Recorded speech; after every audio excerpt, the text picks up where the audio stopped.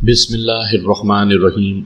سامعین کرام، آپ سن رہے ہیں ایک اردو کہانی کالی دیوی کا مندر۔ یہ اس سلسلے کی قسط نمبر 8 ہے۔ مجھے امید ہے آپ کو میری یہ کاوش پسند آ رہی ہوگی۔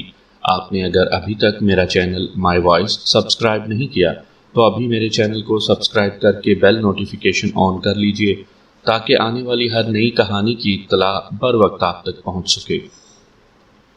کالی بتا چکی تھی کہ اس نے سب سے پہلے مجھے غلاظتیں کھلا کر میرا ایمان چھینا ہے۔ بہرحال میں سوچتا ضرور تھا، اس وقت بھی میں یہی سوچ رہا تھا کہ یہ بدروح کس کی ہے اور کس لیے یہاں آئی ہے۔ میں نے پیروں کی آہٹوں پر کان لگا لیے، اب کپڑوں کی سرسراہٹ بھی سنائی دے رہی تھی۔ پھر یہ ساری آوازیں غائب ہو گئیں اور وہی گہرا گھمبیر سناٹا طاری ہو گیا۔ اتنا تو مجھے اندازہ ہو گیا تھا کہ مندر میں جو آوازیں سنائی دی ہیں وہ یقیناً بدروحوں کی آوازیں ہیں، لیکن وہ مجھے کوئی نقصان نہیں پہنچا سکتی تھیں، کیونکہ بہرحال کالی نے اپنا حصار میرے گرد قائم کر رکھا ہے اور محترمہ روپ گجنالی بھی میری محافظہ بن گئی تھی، کیونکہ اس نے صاف کہہ دیا تھا کہ انہیں بھی میری ضرورت ہے۔ میں نے دیوار کے ساتھ دوبارہ اپنا سر لگا لیا اور اپنی آنکھیں بند کر لیں۔ میں بے چینی سے صبح کا انتظار کر رہا تھا اور یہ سوچ رہا تھا کہ صبح ہو تو سوچوں کہ اب مجھے کیا کرنا ہے۔ ابھی زیادہ وقت نہیں گزرا تھا کہ اچانک مجھے ایک آواز پھر سنائی دی اور میرے خیالات اور تصورات کا سلسلہ ٹوٹ گیا، لیکن یہ کوئی انسانی آواز نہیں تھی، بلکہ یوں لگتا تھا جیسے کسی دھات پر کوئی وزنی چیز بجائی گئی ہو۔ میں نے آنکھیں کھولیں اور پھر ادھر ادھر دیکھنے لگا۔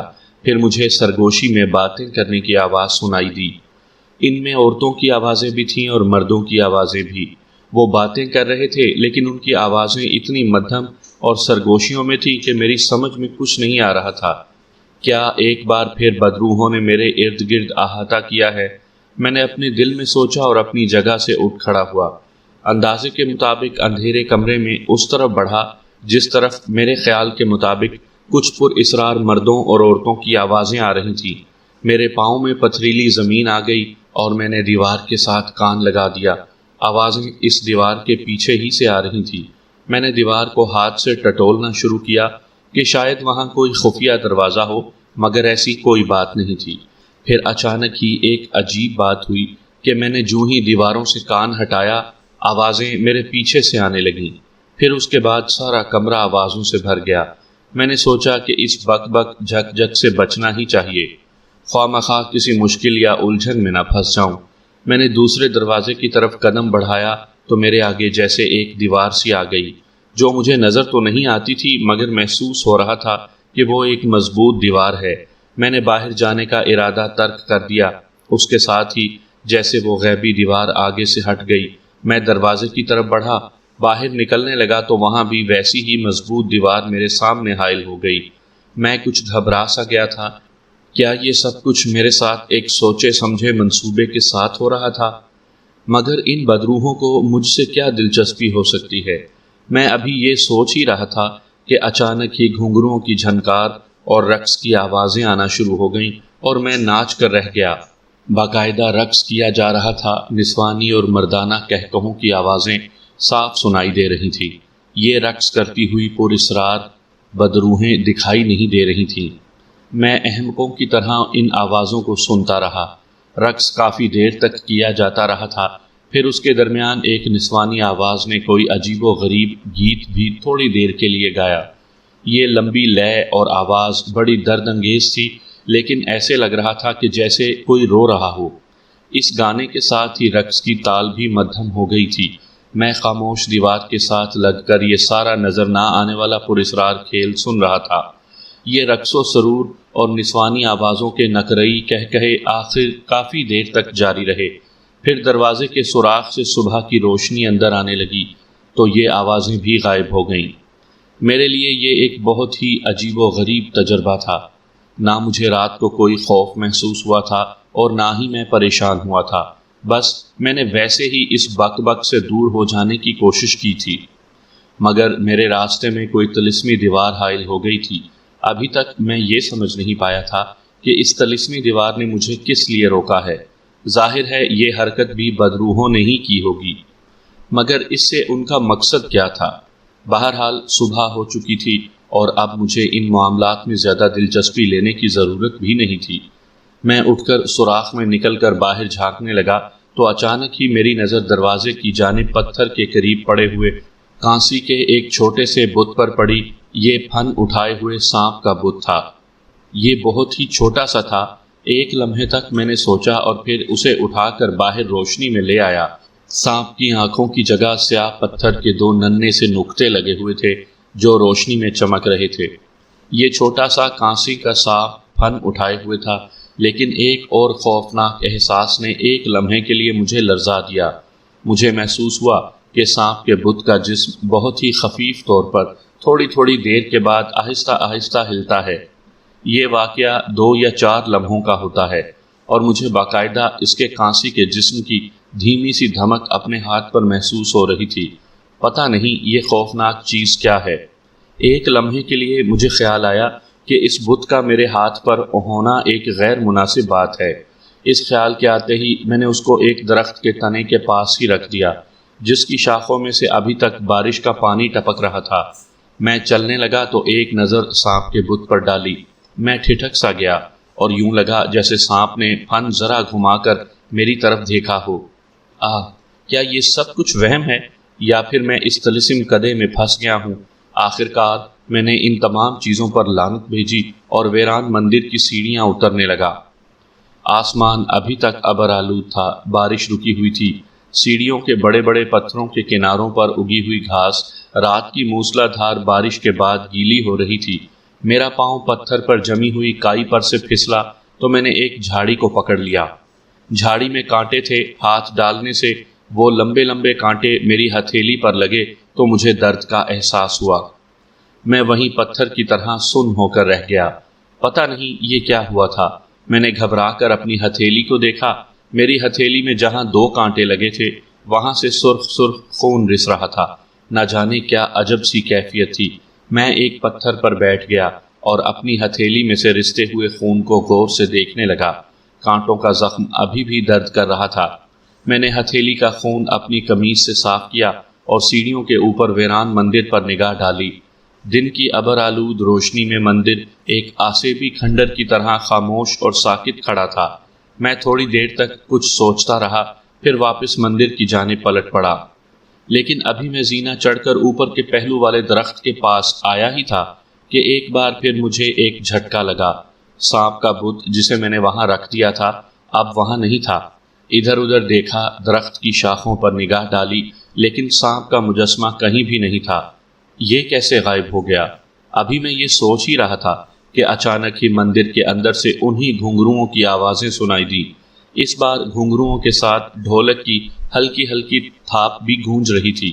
میں پھرتی سے آگے بڑھا اور مندر میں داخل ہو گیا۔ جس اندھیرے ویران کمرے میں میں نے رات گزاری تھی وہ اسی طرح ویران اور تاریک تھا، مگر فضا میں پراسرار گھنگروؤں اور ڈھولک کی تھاپ کی دھیمی دھیمی آواز گونج رہی تھی۔ میں مشرقی دیوار کے پاس جا کر کھڑا ہو گیا۔ گھنگروؤں کی آواز اس دیوار کے پیچھے سے آ رہی تھی۔ پھر میں نے غور سے دیکھا تو مجھے کونے میں پڑا ہوا ایک لمبا بھاری پردہ نظر آیا۔ میں پورے اعتماد کے ساتھ یہ بات کہہ سکتا ہوں کہ یہ پردہ رات کو وہاں نہیں تھا۔ گھنگروؤں کی آواز اسی پردے کے پیچھے سے بلند ہو رہی تھی۔ میں نے اپنی شخصیت کو یاد کیا۔ میں کون سا صحیح انسان تھا؟ نہ جانے کیسے کیسے الٹے سیدھے جاپ کر کے اپنا سب کچھ ہی تباہ و برباد کر لیا تھا۔ اب اور کیا تباہی ہوگی؟ میں نے دانت کچکچا کر پردے کو ایک طرف کھسکا دیا اور پھر ایک دم چونک پڑا۔ دیوار پر مشعل روشن تھی۔ نیچی چھت والی تنگ کوٹڑی کے فرش کے درمیان میں کالے ناگ کا ایک اور مجسمہ رکھا ہوا تھا اور اس کے سامنے ایک عورت جس نے ایک عجیب و غریب قسم کا لباس پہنا ہوا تھا رقص کر رہی تھی اور اس کے پورے بدن کا رنگ بھی عجیب سا تھا۔ یہ زندہ تھی اور اس پراسرار مندر میں نے پہلا زندہ وجود دیکھا تھا۔ عورت بہت ہی پراسرار تھی۔ بے شک اس کے بدن کے نقوش حسین ترین تھے، لیکن اس کا رنگ عام انسانوں کے رنگ سے بالکل مختلف تھا۔ سب سے بڑی بات یہ تھی کہ اس کی گردن میں بھی ایک سانپ پن پھیلائے جھول رہا تھا۔ میرے بدن میں سردی کی لہریں دوڑنے لگیں۔ میں اس منظر کو دیکھ کر حیران سا رہ گیا۔ ضرور کوئی بدروح تھی۔ میں نے ایک لمحے تک سوچا اور پھر وہاں سے پلٹنے کی کوشش کی تو مجھے یوں لگا جیسے میرے پاؤں من بھر کے ہو گئے ہوں اور میں اپنی جگہ سے کوشش کے باوجود بھی ایک قدم نہیں چل سکتا۔ اس وقت پراسرار آسیبی رقاصہ نے اپنا رقص روک کر پلکیں اٹھا کر میری طرف دیکھا۔ مشال روشنی میں اس کی کثیری رنگ کی آنکھیں انگاروں کی طرح دہک رہی تھی۔ اس کی گردن میں موجود سانپ بھی دھیمی دھیمی پھنکاریں مار رہا تھا۔ میں بت بنا کھڑا اس آسیبی رقاصہ کو دیکھ رہا تھا۔ پھر اچانک ہی وہ میری جانب پلٹی اور اس نے کہا، ہنسراج، اب تمہارا نام ہنسراج ہی ہے۔ میں جانتی ہوں کہ تم کون ہو اور کہاں سے آئے ہو اور میرے بارے میں کیا سوچ رہے ہو۔ میں تمہیں اپنے بارے میں سب کچھ بتا دوں گی، لیکن اس کے لیے جلدی نہ کرو۔ تو پھر مجھے کیا کرنا چاہیے؟ نہ جانے کہاں سے میرے اندر اتنی قوت پیدا ہو گئی کہ میں نے اسے باقاعدہ مخاطب کیا۔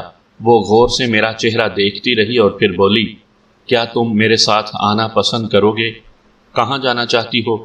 یہ ابھی نہیں بتاؤں گی، لیکن تمہیں میرے ساتھ آنا ہوگا۔ زبردستی؟ میں نے ہمت کر کے سوال کیا۔ چاہتی تو یہی ہوں کہ زبردستی نہ کروں، لیکن اگر تم نے میرے ساتھ چلنے میں کوئی پس و پیش کی تو پھر مجھے زبردستی بھی کرنی پڑے گی۔ میں نے ایک لمحے کے لیے کچھ سوچا۔ رقاصہ مجھے گھور رہی تھی۔ میں نے فیصلہ کیا کہ مجھے کم از کم صورتحال معلوم کرنے کے لیے اس کے ساتھ آگے بڑھنا چاہیے۔ مجھے ایسے لگا جیسے اس نے میرے اندر کی بات سمجھ لی ہو۔ وہ واپس مڑی اور میں اس کے پیچھے پیچھے چل پڑا۔ اس کمرے سے نکلنے کے بعد وہ تھوڑی دیر تک مندر کے ٹوٹے پھوٹے حصے سے گزرتی رہی اور پھر ایک کوٹھڑی کے اندھیرے کونے میں رک گئی۔ یہاں ایک تاریک راستہ زمین کے اندر جاتا تھا جہاں سیڑھیاں بنی ہوئی تھی۔ ہم اس راستے سے نیچے اترنے لگے۔ وہ چھن چھن کرتی ہوئی آگے بڑھ رہی تھی۔ زینے سے نیچے اترے تو ایک طرف سے روشنی آ رہی تھی۔ روشنی جس جگہ سے آ رہی تھی وہاں پر غار کا دہانہ بھی نظر آ رہا تھا۔ غار میں ایک جگہ دیوار پر مشال جل رہی تھی۔ آگے ایک کھلی جگہ آ گئی جہاں دو مشعلیں روشن تھیں اور ان کی روشنی میں جو کچھ دیکھا جو کہ انتہائی سنسنی خیز تھا۔ غار کے بیچوں بیچ ایک مرگ چھالا بچھی ہوئی تھی اور اس پر انتہائی مکروہ صورت کا آدمی آلتی پالتی مارے بیٹھا ہوا تھا۔ اس کے سامنے وہی سانپ کا مجسمہ تھا۔ خوفناک عورت نے مجھے آگے کھینچا اور بولی، میں بلیدان لے آئی ہوں مہاراج۔ اس کے ان الفاظ پر خوفناک آنکھوں والوں نے اپنی آنکھوں سے گھور کر مجھے دیکھا اور سانپ کے مجسمے کو فضا میں بلند کر کے بولا، سجے سمپورنا، جے پران بھگوان۔ اور اسی وقت سانپ کے مجسمے کی سیاہ آنکھوں میں سے روشنی کی کرنیں نکل کر عورت پر پڑی اور عورت ایک دم ہنس پڑی۔ یہ سب کچھ عقل و دانش سے پرے معلوم ہوتا تھا۔ عورت رقص کرتی رہی اور پھر ایک دیوار کی جانب بڑھ گئی۔ میں نے دیکھا کہ وہ دیوار میں جا کر اس طرح غائب ہو گئی کہ اس کا نام و نشان بھی نہ رہا۔ مرگ چھالا پر بیٹھا ہوا شخص اپنی جگہ سے اٹھ کھڑا ہوا۔ اس نے اپنا چہرہ غار کی چھت کی طرف کیا اور اس کے حلق سے ایک لرزا دینے والی چیخ کی آواز نکلی۔ اس نے دوبارہ چیخ ماری اور دروازے کی تاریکی میں سے دو لڑکیاں نمودار ہوئیں۔ انہوں نے اپنے برہنہ جسموں پر سانپ لپیٹے ہوئے تھے۔ انہیں دیکھ کر مجھے بڑی عجیب سی کیفیت ہو رہی تھی۔ خوفناک صورت والا آدمی آگے بڑھا اور اس نے اس لڑکیوں کے بال پکڑ لیے اور پھر انہیں بھیڑ بکریوں کی طرح گھسیٹنے لگا۔ میری طرف رخ کر کے بولا، چلے آؤ۔ نہ جانے کیا ہوا کہ میرے قدم خود بخود اس کے پیچھے اٹھ گئے۔ سامنے کے تنگ دروازے میں پتھر کی 3 سیڑھیاں اتر کر ایک عجیب و غریب غار آ گیا۔ اس کی پتھریلی چھت کافی اونچی تھی اور تھوڑے فاصلے پر دیوار پر بنے ہوئے سیاہ ستونوں میں مشنیں لگی ہوئی تھیں۔ ان کی روشنی میں مجھے غار کی دیواروں پر دونوں طرف حیرت انگیز مورتیاں نظر آئیں۔ یہ مورتیاں اور بت دیواروں کے پتھر کھود کر بنائی گئی تھیں۔ میں ان کے درمیان آہستہ آہستہ قدم بڑھاتا ہوا چل رہا تھا۔ فضا میں لوبان کی تیز بو رچی ہوئی تھی۔ سیڑھیاں اتر کر اسی قسم کا ایک اور غار شروع ہو گیا۔ اس غار میں دیواروں پر بھی بت اور ان کے بھیانک منظر بنے ہوئے تھے۔ اس کے بعد ہم تیسرے غار میں داخل ہو گئے اور اس غار کی چھت زیادہ اونچی نہیں تھی۔ میں جیسے ایک ڈراؤنے خواب کے اندر سفر کر رہا تھا۔ سانپوں والی لڑکیاں مجھے تیسرے غار کے اس خفیہ مقام پر لے گئیں جہاں مجھے ایک گول دیواروں والی کوٹڑی میں بند کر دیا گیا، اور اس کے بعد وہ واپس چلی گئیں اور میں اکیلا رہ گیا۔ میری نگاہیں چاروں طرف بھٹک رہی تھی۔ میں نے دیکھا کہ ایک چراغ دیوار کی طاق میں جل رہا ہے۔ کوٹڑی کی دیوار میں ایک جگہ چوکور سوراخ بنا ہوا ہے۔ اس کے اندر تنگ سی جگہ تھی جہاں مٹی کے برتن میں پانی رکھا تھا۔ یہ شاید منہ ہاتھ دھونے کے لیے تھا۔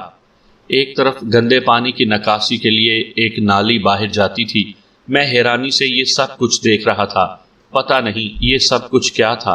ان لوگوں نے مجھے اپنے منصوبے کے تحت یہاں بھیجا تھا۔ بہرحال یہ سب کچھ بڑا عجیب لگ رہا تھا۔ میری سمجھ میں نہیں آ رہا تھا کہ اب اس کے بعد کیا ہوگا۔ ہریش مکھرجی نے مجھے ساؤتھ بھان بھیجا تھا اور بتایا تھا کہ وہ بیلا کھیون کے جنگلات میں شکار کھیلے گا، لیکن یہاں تو خود میرا ہی شکار ہو گیا تھا۔ آخر یہاں تک مجھے کیسے لے آیا گیا؟ میں نے جھنجھلا کر سوچا کہ اس مصیبت سے بچنے کے لیے کیا کیا جا سکتا ہے۔ کچھ ہی دیر گزری تھی کہ ایک ہلکی سی گڑ گڑاہٹ کے ساتھ دیوار میں ایک جگہ تنگ سا دروازہ نمودار ہو گیا اور ایک عورت اندر داخل ہوئی۔ اس کے ہاتھ میں ایک تھالی تھی۔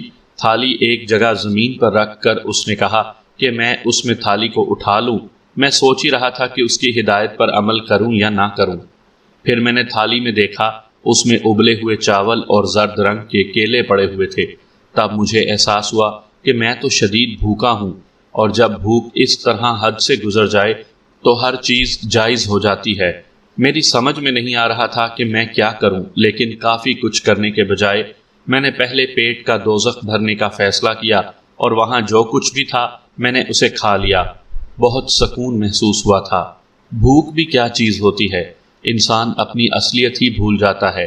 پیٹ بھر گیا تو میرا دماغ بھی صحیح طریقے سے کام کرنے لگا، اور میں نے سوچا کہ کیا ہریش مکھرجی نے جان بوجھ کر مجھے اس مصیبت میں پھنسایا ہے؟ یہ سب کچھ تو سمجھ میں ہی نہیں آ رہا تھا۔ بہرحال یہ ساری باتیں اپنی جگہ، لیکن میری مصیبت اپنی جگہ۔ اچانک ہی مجھے کچھ خیال آیا تو میں نے زور زور سے کہا، کالی، تو نے اپنے مقصد کے لیے میری زندگی کو زخم بنا دیا ہے۔ میں جن مصیبتوں میں گرفتار ہوں صرف تیری وجہ سے ہیں، اور تو خاموشی سے میری مشکلوں کو دیکھ رہی ہے۔ پھر کیا فائدہ تیرے چکر میں رہنے کا؟ بہتر تو یہ ہے کہ میں خود روپ گجنالی کو ساری تفصیلات بتا دوں اور اس سے کہوں کہ کالی نے مجھے تیرے پاس کوئی نقصان پہنچانے کے لیے بھیجا ہے۔ یہ ساری باتیں جو کچھ بھی ہیں میں نہیں چھپاؤں گا اور اسے سب کچھ بتا دوں گا۔ میں تیرے جال سے نکلنا چاہتا ہوں۔ اچانک ہی کچھ ہوا۔ ایک تیز روشنی اس غار میں پھیل گئی جہاں میں اس وقت موجود تھا، اور پھر میں نے کالی کو دیکھا۔ وہ اپنے مخصوص انداز میں چلتی ہوئی میرے سامنے آ گئی، اور پھر اس نے مجھے غور سے دیکھا اور پھر مسکرا دی۔ گھبرا گئے؟ اس کا مقصد ہے کہ تم یہاں آ سکتی تھی اور تو نے مجھے جان بوجھ کر ان مشکلات میں گرفتار کیا تھا۔ پاگل مت بنو حسراج، تم جتنی تکلیفیں اٹھا رہے ہو نا، یہ کچھ بھی نہیں ہوگی اس شکتی کے آگے جو تمہیں ملنے والی ہے۔ یہ مشکلیں تو تمہاری تقدیر میں لکھی ہوئی تھیں، اب کیا چاہتے ہو؟ یہ بھی میں ہی تجھے بتاؤں؟ میں نے کہا، یہ لوگ غلط فہمی کا شکار ہو گئے ہیں۔ انہوں نے تمہیں ایک غلط راستے پر ڈال دیا ہے، لیکن خیر کوئی بات نہیں ہے۔ چلو آؤ، میرے پیچھے پیچھے چلے آؤ، اس نے کہا اور واپسی کے لیے مڑ گئی۔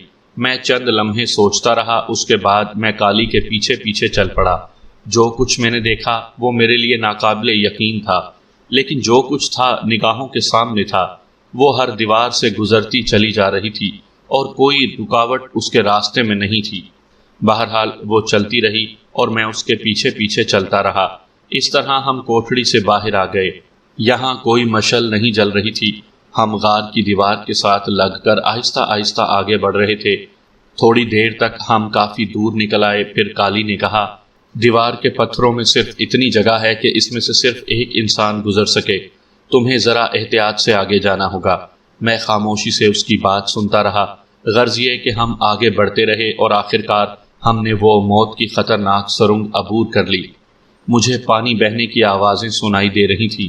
کالی نے بتایا کہ آگے ایک ندی ہے جو پہاڑی کے نیچے گہرائی میں بہتی دریا کے دوسری کنارے پر نکل جاتی تھی۔ یہی وہ ندی تھی جس کی آواز میں نے پہلی بار اپنی کال کوٹھڑی میں سنی تھی۔ اس نے بتایا کہ یہ دریا اس کوٹھڑی کے اوپر سے بہہ رہا ہے۔ یہاں پانی کے قطرے بارش کی موٹی بوندوں کی طرح ٹپک رہے تھے۔ ہم اندھیرے ہی میں یہ دلدلی سرنگ عبور کرتے ہوئے زمین کے نیچے نیچے بہنے والی ایک ندی پر آ گئے۔ اندھیرا ہونے کی وجہ سے اس کا پانی نظر نہیں آ رہا تھا۔ بہرحال یہاں سے آگے بڑھتے ہوئے ایک کھلی ہوئی جگہ نظر آنے لگی۔ اس نے کہا، یہاں سے آگے تمہاری اپنی کہانی شروع ہوگی، میں چلتی ہوں۔ تم کہہ رہے تھے نا کہ میں نے تمہیں مشکل میں پھنسا دیا، اب تم کسی مشکل کا شکار نہیں ہوگے۔ یہاں انتظار کرو، ہو سکتا ہے وہ لوگ اسی طرف نکل آئیں۔ ویسے میں تمہیں بتاؤں کہ روپ گجنالی ہریش مکھرجی اپنی منزل کی جانب چل پڑے ہیں۔ کالی، مجھے ایک بات اور بتا دو۔ ہاں پوچھو۔ ابھی تو میں تمہارے پاس ہوں، آخر یہ مصیبت ختم کہاں ہوگی؟ نہیں، یہ میں تمہیں نہیں بتا سکتی، کیونکہ اسی میں ساری مشکلوں کا راز پوشیدہ ہے۔ جیسا کہ میں تمہیں بتا چکی ہوں کہ روپ گجنالی میرا مقام لینا چاہتی ہے، اور اس کے لیے وہ یہ ساری جد و جہد کر رہی ہے۔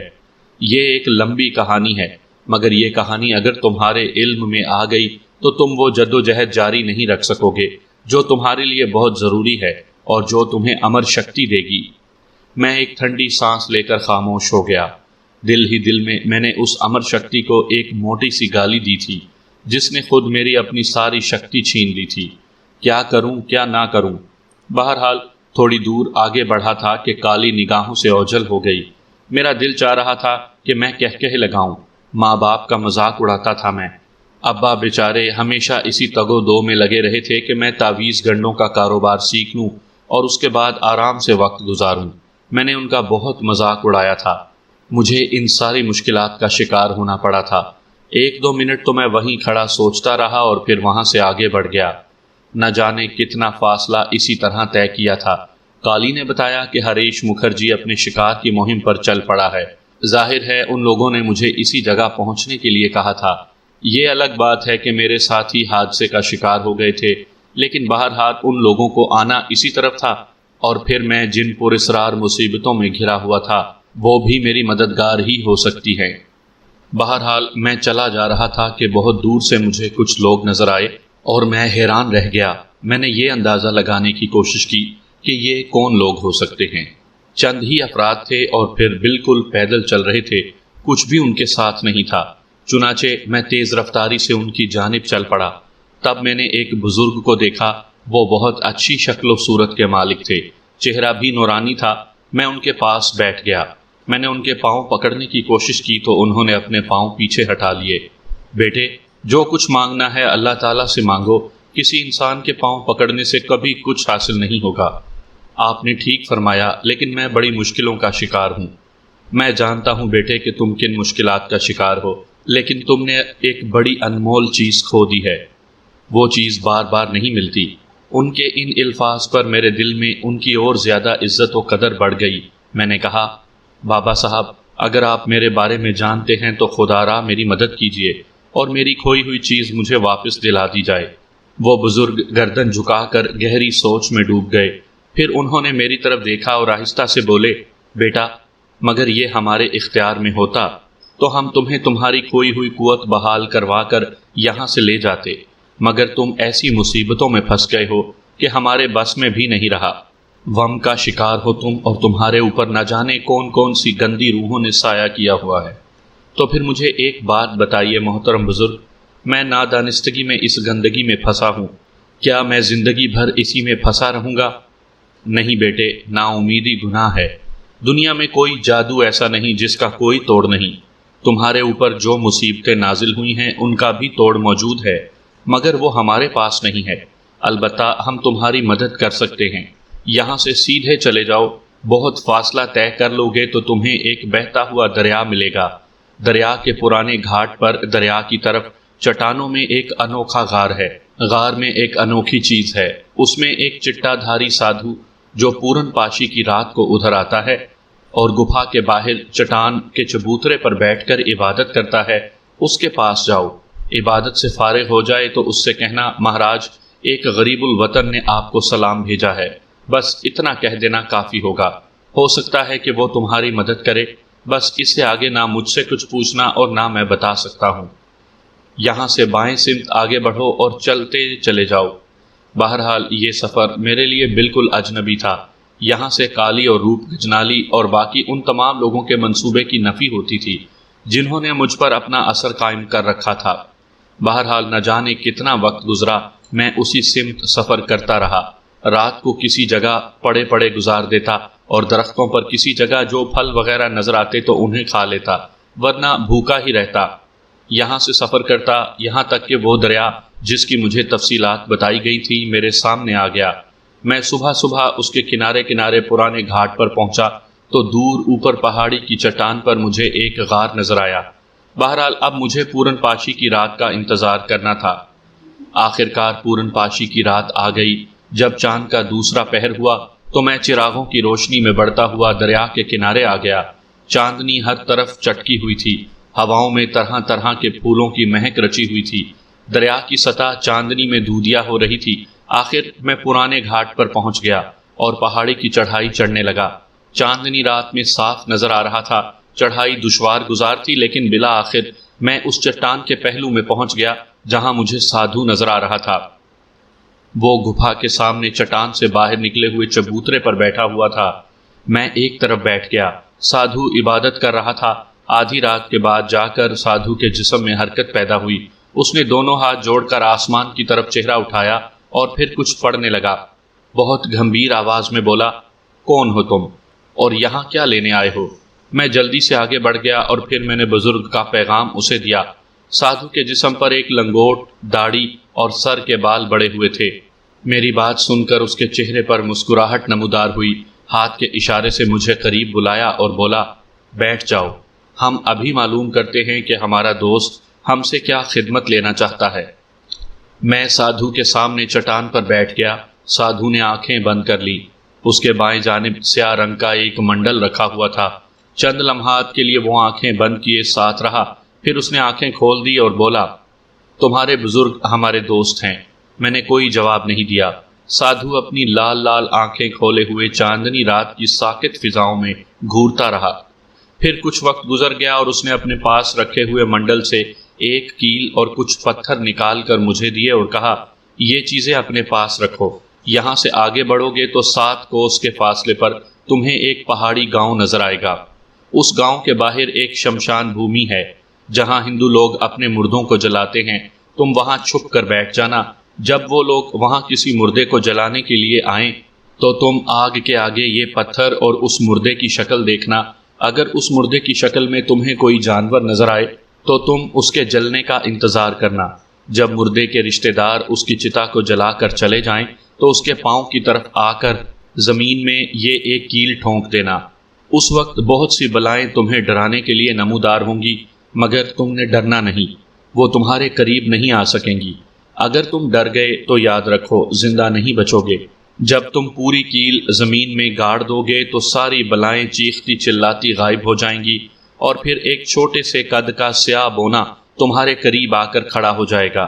وہ تمہیں اشارے سے اپنے پیچھے آنے کے لیے کہے گا اور وہ تمہیں اس جگہ لے جائے گا جہاں تم ہر طرح کی بلاؤں سے آزاد ہو جاؤ گے۔ کیا سمجھے؟ یہی کرنا ہے تمہیں۔ اس کے بعد سادھو نے آنکھیں بند کر لی اور اپنے گیان دھیان میں مشغول ہو گیا۔ میں نے کیل اور پتھر سنبھال کر رکھ لیے اور پھر واپس چڑھائی چڑھ کر دریا کے کنارے آ کر اپنی جگہ بیٹھ گیا۔ نہ جانے کیوں میرے دل کو اس بات کا یقین ہوتا جا رہا تھا کہ سادھو نے جو کہا ہے وہ میرے کام آئے گا۔ ہو سکتا ہے کہ میں کالی ہی نہیں بلکہ روپ گجنالی کے سحر سے بھی آزاد ہو جاؤں۔ بہرحال یہاں میں ایک طرح باغی ہو گیا تھا اور یہ سوچ رہا تھا کہ اگر میری یہ کوشش مجھے کالی کے اثر سے آزاد کروا دے تو اس سے زیادہ خوشی کی بات اور کوئی نہیں ہو سکتی۔ حقیقت یہ ہے کہ میں امر شکتی حاصل نہیں کرنا چاہتا تھا۔ مجھے کیا مل جاتا یہ امر شکتی حاصل کر کے؟ بہرحال میں کوششوں میں مصروف رہا اور پھر اس جگہ پہنچ گیا جس کی مجھے نشاندہی کی گئی تھی۔ یہ ایک چھوٹا سا دیہات تھا جہاں کچے پکے مکانات بھی بنے ہوئے تھے۔ گاؤں کے باہر ایک جگہ پتھر کی 4 دیواری تھی۔ یہاں کچھ ہندو لوگ ایک جگہ چبوترے پر بکھری ہوئی راکھ میں ہڈیوں کی دھول نکال نکال کر پیتل کی گاگر میں ڈال رہے تھے۔